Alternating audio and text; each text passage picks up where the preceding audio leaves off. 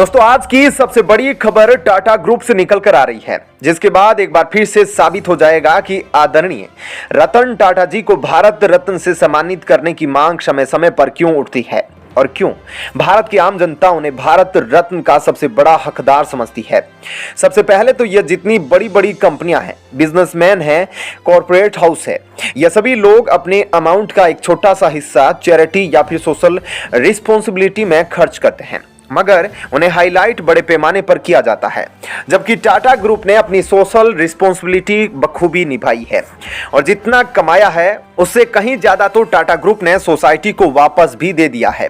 फिर वे बात करें कमाई का 66% हिस्सा सोसाइटी के चैरिटेबल कामों के लिए खर्च करना हो, या फिर किसी भी आपदा के समय भारत सरकार की मदद करना हो, या फिर आर्थिक मंदी हो, या फिर बेरोजगारी, या फिर भारतीय सेना की मदद ही क्यों ना करनी हो, देश को हमेशा आर्थिक संकट की घड़ी से बाहर निकालने के लिए टाटा ने अलग अलग किस्म से योगदान दिया है। ऐसे में दोस्तों अपने बड़े बड़े कामों और भारत की सेवा के लिए जाने जाने वाले रतन टाटा ने इस बार चीन और साउथ कोरिया को बड़ा झटका दिया है। जो सेमीकंडक्टर्स चीन और साउथ कोरिया से भारत में आता था और भारत को वे देश धमकी भी देते थे कि अगर बंद कर देंगे सेमीकंडक्टर्स देना तो भारत में गाड़ियां नहीं बनेगी, गाड़ियां बनना बंद हो जाएगी, या फिर और भी सेमीकंडक्टर के जो डिवाइस बनने वाले हैं भारत में वे बंद हो जाएंगे। लेकिन अब रतन टाटा ने उस चाइना को बड़ा झटका दिया है। क्या कुछ है मामला, अब आपको डिटेल में बताते हैं। दोस्तों हम बात कर रहे हैं सेमीकंडक्टर की, जिसे हम इलेक्ट्रिक सामान का दिमाग कहते हैं। कंप्यूटर हो या रोबोट या चाहे गाड़ी हो, एआई से रिलेटेड मशीनरी में हर चीज को चलाने के लिए इस सेमीकंडक्टर चिप की जरूरत होती है, क्योंकि यह मशीनों के ब्रेन को बाइनरी डिजिट में सिग्नल भेजता है, जिसके बाद ही मशीन रन करती है। ऐसे में हर देश चाहता है कि वह सेमीकंडक्टर मामले में आगे बढ़े, क्योंकि आने वाला वक्त भी इसी पर डिपेंड होगा। ऐसे में भारत देश पर कब्जा करना चाहता है और वह इस पर महारत हासिल करने की रेस में शामिल हो गया है और यह उम्मीद की जा रही है कि भारत जल्द इसमें कामयाब भी हो जाएगा। दोस्तों आज मोदी सरकार आत्मनिर्भर भारत के दम पर ही हर चीज में ही डेवलप करने पर ध्यान दे रही है। वहीं सेमीकंडक्टर को लेकर भी केंद्र सरकार की कुछ ऐसी प्लानिंग है और इसके लिए आगे आई है भारत की दिग्गज कंपनी टाटा और वेदांता।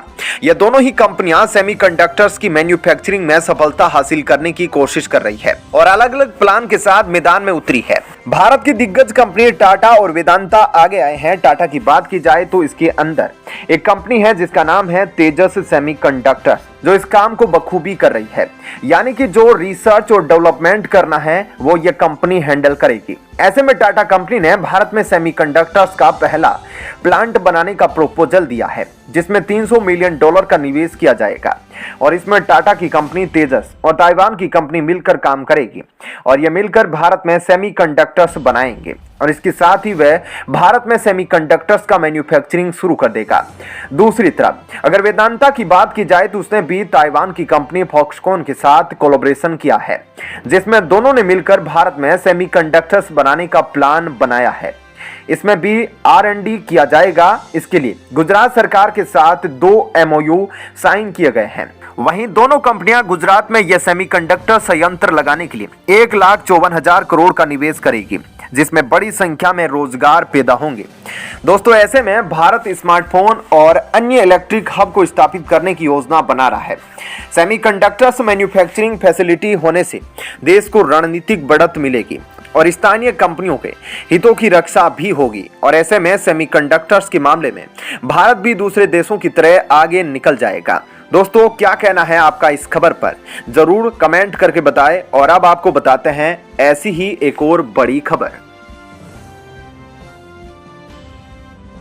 दोस्तों चीन जो बार बार कभी सीमा पर इंडियन आर्मी को आंख दिखाता है, नीचा दिखाने की कोशिश करता है, कभी भारत में अपने सस्ते सामानों को बेचता है और भारतीय लोगों को मजबूर करता है खरीदने के लिए, वह सारा घमंड चीन का चकनाचूर हो जाएगा। क्योंकि जो मोबाइल फोन टाटा, अंबानी, अडानी, बिरला कोई भी नहीं बना पा रहा था, उन सभी फोन्स को बनाने के लिए मोदी ने अब एक ऐसी बड़ी चाल चल दी है जिसके बाद चीन तिलमिला उठा है।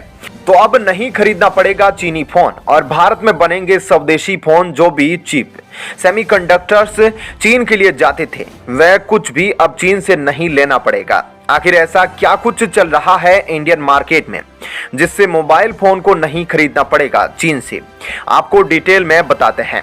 दोस्तों, ऐसा नहीं है कि भारत में स्मार्टफोन की बिल्कुल भी मैन्युफैक्चरिंग नहीं होती।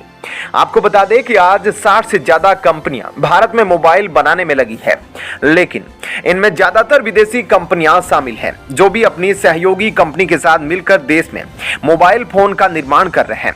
यानी कि यह कंपनियां दूसरे देशों में मोबाइल के पार्ट्स बनाती है और भारत में लाकर इसे असेंबल किया जाता है। यानी कि भारत में मैन्युफैक्चरिंग का कोई काम नहीं होता, यहाँ पर बस असेंबलिंग का काम होता है। ऐसे में भारत ने विदेशी पुर्जों को यहाँ लाकर असेंबल करने को ही मोबाइल मैन्युफैक्चरिंग का नाम दे दिया है। और ऐसा इसलिए है दोस्तों क्योंकि मोबाइल के पार्ट्स बनाने के लिए काफी एडवांस तकनीक की जरूरत होती है और यह टेक्नोलॉजी आए दिन बदलती रहती है, इसलिए मोबाइल के पार्ट्स बनाना काफी मुश्किल हो जाता है। और अगर कोई भारतीय कंपनी इस फील्ड में जमने की कोशिश भी करती है तो चीनी कंपनियां अपनी नीतियों से उन्हें बाहर कर देती है। इसलिए जब भी कोई नई कंपनी आती है तो वह पुरानी कंपनियों के ग्राहकों को तोड़ नहीं पाती, जिन्होंने आज की डेट में मोबाइल मार्केट पर अपना कब्जा जमा रखा है। चीन ने मोबाइल मार्केट पर ऐसे पेड़ जमा रखे हैं कि वह किसी दूसरी कंपनी को इस पर आने का मौका नहीं देता। और अगर कोई कंपनी कुछ करना भी चाहे तो चीन अपने पैसों के बल पर उसे खत्म कर देता है।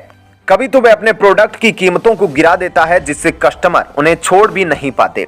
नई कंपनियों के फोन के दाम ग्राहकों को ज्यादा लगते हैं, इसलिए वे उन्हें खरीदते भी नहीं, क्योंकि भारत में असेंबल किए गए स्मार्टफोन के पार्ट्स ताइवान और दूसरे देशों से एक्सपोर्ट किए जाते हैं, इसलिए यह फोन महंगे होते हैं। यानी कि जब तक भारत स्मार्टफोन के मामले में खुद की मैन्युफैक्चरिंग नहीं लगाएगा तब तक वह कुछ नहीं कर पाएगा। दोस्तों, बता दें कि भारत एक सॉफ्टवेयर डेवलप करने वाला देश है। यहाँ के सॉफ्टवेयर इंजीनियर्स पूरी दुनिया में फेमस है और उनकी डिमांड पूरी दुनिया भर में है, लेकिन यहाँ के हार्डवेयर इंजीनियर को लेकर बड़ी तकनीकी कमी है, जो भारत के लिए बड़ी चुनौती की बात है, क्योंकि स्मार्टफोन में हर चीज के लिए चिप की जरूरत होती है। फिर चाहे वह प्रोसेसर हो, फोन स्पीकर हो या फिर एंटीना हो, सभी में चिप लगता है। फिलहाल भारत में चिप की मैन्युफैक्चरिंग नहीं की जाती और इसके साथ ही मोबाइल बनाने के लिए खास मशीन की जरूरत पड़ती है, जिसकी कीमत $120 मिलियन है। ऐसे में कीमत ज्यादा होने की वजह से भारत में आज तक ऐसी मशीन नहीं लगाई गई है। तो वहीं दूसरी तरफ चीन में ऐसी 350 से ज्यादा मशीनें लगी है। ऐसे में आप समझ सकते हैं कि चीन इस मामले में कितना आगे और स्ट्रॉन्ग है। आपको बता दें कि भारत में अब तक सबसे अच्छी डिस्प्ले सैमसंग बनाती है। यहाँ तक कि एप्पल के फोन में भी सैमसंग की डिस्प्ले का ही यूज किया जाता है। हालांकि नोएडा में सैमसंग ने अपना सबसे बड़ा कारखाना बनाया है, जिसके बाद यह उम्मीद की जा रही है कि भारत में जल्दी काम शुरू हो सकता है। इसके अलावा टाटा ग्रुप भी अब इस फील्ड में आगे बढ़ रहा है और चिप को लेकर वेदांता ग्रुप ने भी पहल की है, जो भारत में ही सेमीकंडक्टर्स बनाकर भारत को आगे ले जाएगा। ऐसे में अगर ये सफल होते हैं तो भारत के लिए ये बहुत बड़ी कामयाबी होगी। तो दोस्तों, ऐसे में इस खबर के बारे में आपकी क्या राय है, हमें कमेंट करके जरूर बताएं।